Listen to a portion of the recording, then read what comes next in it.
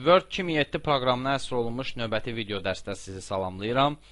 Əvvəlki dərslərimizdə biz sətrin hündürlüyü və sütunun eni anlayışlarını öyrəndik və onların bərabərləşdirilməsi üsullarını birgə araşdırdıq. Və həmin dərsdə bu tipli elementlərin bərabərləşdirilməsi üçün iki üsuldan istifadə etdik. Bugünkü dərsimizin mövzusu konkret xanaların ölçüləri ilə bağlı olacaq. Bu da eyni adlı bir mövzudur. Sadəcə bir qədər fərqli üsulla tətbiq olunacaq. Bunun üçün kursorumuz hal-hazırda mövcud xanada yerləşdirdiyimiz üçün Makent lenti bizdə aktivdir və onun elementləri görsənir. Əgər sizdə kursorunuz cədvəlin daxilində deyil, xaricindədirsə və bu lenti görmürsünüzsə, onda hökmən mausun göstəricisini konkret olaraq xanaya yerləşdirin və Makent lenti aktivləşəcək.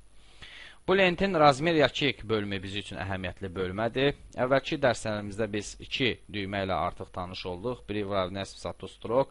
Birinci, yəni sətrin hündürlüyünü bərabərləşdirir və ikinci Şirina Stoltsov bu sütunun enini bərabərləşdirir.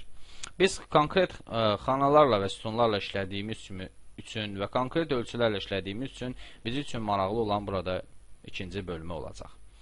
Gördüyümüz kimi burada sata sahəsində 0,39 cm göstərilir. Bu o deməkdir ki, hər bir sətrin hündürlüyü 0,39 cm-ə bərabərdir. Şirina sahəsində isə 4,22 cm göstərilir. Bu onu göstərir ki, məhz hər bir cədvəlimizdə hər bir sütunun eni 4,22 cm-ə bərabərdir. Gəlin bu ölçüləri dəyişək və buna əyani tətbiq edək.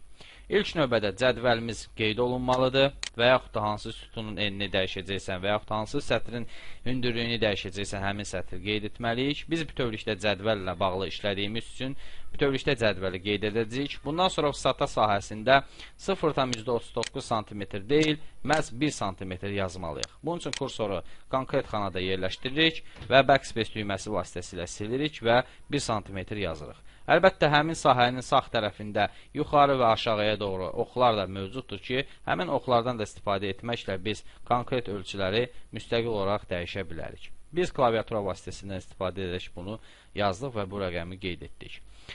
İkinci sahə şirina, yəni en sahəsi olduğu üçün sadəcə sol düyməni buraya yerləşdirdikdə mövcud cədvəlimizdə artıq yuxarı hissədə tətbiq olunmuş rəqəm burada cədvəldə öz əksini tapır. Bu onu göstərir ki, bizdə cədvəldə hər bir sətrin hündürlüyü artıq 1 cm-ə bərabər oldu. Şirina sahəsini isə biz 4,22 yox, məhz 3 cm göstərəcəyik. 3 rəqəmini yazaq və təsdiq üçün sol düyməni bir dəfə ixtiyari bir yerdə sıxdıqda gördüyümüz kimi sütunumuzun eni, yəni hər bir sütunun eni 3 cm-ə bərabər oldu. Zaman keçdikcə istifadəçi öz işinə əsasən və yaxud da verilmiş tapşırığa əsasən hər bir sütunun enini ixtiyari ölçüdə təyin etməyə istəyir. Yəni, məsəl üçün, deyək ki, bizim nümunədə birinci və dördüncü sütunumuz 4 cm olmalıdır. Bunu tətbiq etmək üçün sadəcə birinci sütun qeyd olunur. Sonra şirina sahəsində 3 deyil, 4 rəqəmi yazılır və təsdiq üçün sol düymə bir dəfə ixtiyari bir xanada vurulur. Gördüyümüz kimi birinci sütunumuzun ölçüsü 4 cm oldu. Yəni, konkret olaraq sütunun eni 4 cm-ə bərabər oldu. Və həmçinin dördüncü sütuna da bu əməliyyatı tətbiq edək. Şirina sahəsində 3 deyil, 4 rəqəmi yazaq. Və yaxud da bunu konkret yuxarı və ya aşağı düymələrin köməyi ilə də yerinə yetirmək olar. Mən vaxt almasın deyənə bunu klaviatura vasitəsilə yazıram.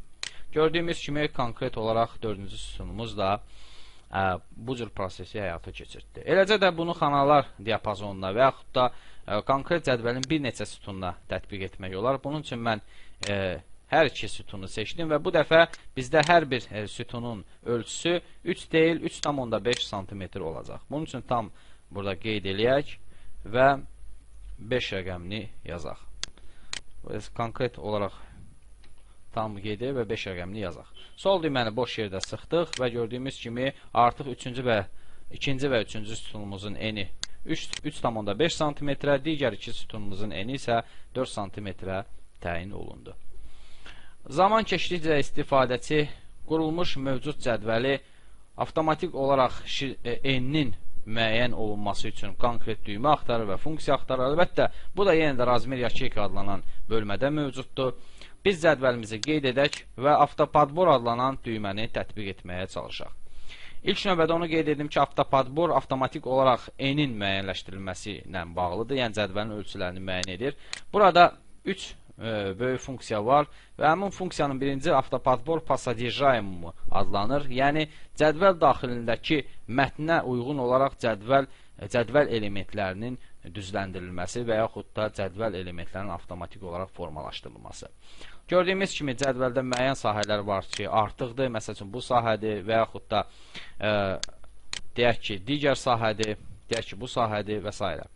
Bu elementdəki olan xüsusi funksiyanı tətbiq etməklə bu kimi problemin qarşısını almaq olur və gördüyümüz kimi cədvəlimiz konkret olaraq öz mətnin ölçülərinə uyğun sütunlar formalaşdı. Yəni, müəyyən ölçülər yaradıldı. Biz qeyd edək və növbəti düyməni biz sınayaq. Avtopadbor paşirina akına, yəni ekranın ölçüsünə, pəncərənin ölçüsünə uyğun olaraq cədvəlin ölçülərinin müəyyənləşdirilməsi. Və bu sətri seçdikdə isə gördüyümüz kimi cədvəlimiz kifayət qədər böyüdü və konkret olaraq burada N 4,54 cm göstərildi hər bir sütun üçün və konkret səhifə ölçüsündə oldu. Əlbəttə, fiksirованный şirina adlanan stolpça bu sətirdə biz qeyd edək. Yəni, bunun üzərində vurduqda heç bir dəyişiklik baş vermir.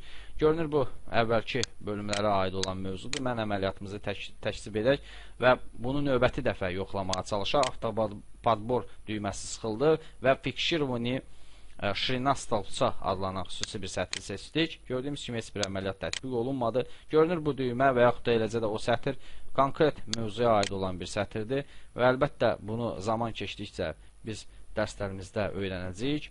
Əsas məsələlərdən biri biz cədvəlimizin xanalarının ölçülərini təyin etməyə çalışdıq və bu dərsdə də konkret olaraq iki üsuldan istifadə etdik. Biz bir konkret ölçüləri təyin etdik, bir də ki Word 2007 proqramının konkret avtopadbor düyməsindən istifadə edərək cədvəlimizin ölçülərini müəyyən etdik. Növbəti dərslərdə görüşənədək sağ olun.